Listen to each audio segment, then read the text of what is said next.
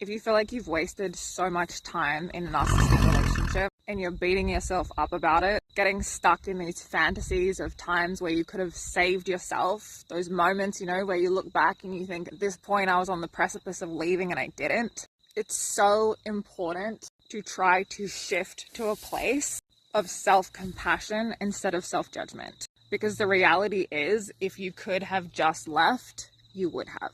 These relationships are so incredibly difficult to extricate yourself from. That trauma bond is often also referred to as the Herculean bond because it's so hard to break. I have literally had clients who are ex-heroin addicts or ex-crack addicts, and they found the trauma bond harder to break than their drug addiction. And the truth is, as long as you're out, thank God that you're out.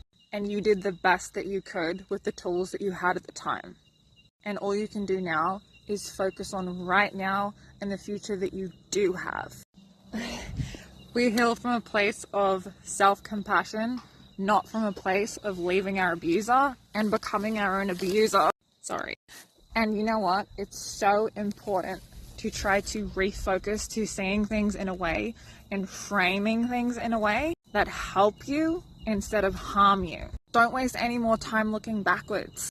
If you're out, that's amazing. It took as long as it took. And now you have to utilize the time that you have left in the best way that you possibly can. You need to heal. You need to process. You need to start living your life. You need to start choosing yourself, not berating yourself, not shaming yourself.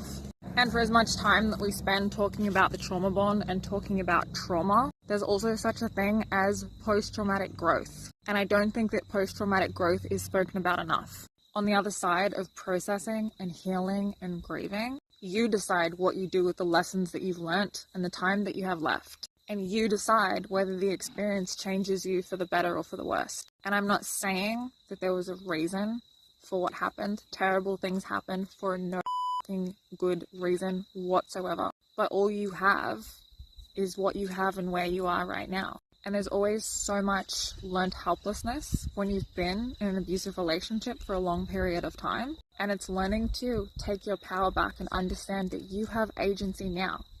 You now have control over what you do with your life. And believe me, the narcissist wants you to feel broken and like you have no time left and like you'll never be okay again. And they want you to never trust and they want you to be miserable and never be okay again. Don't let them have that.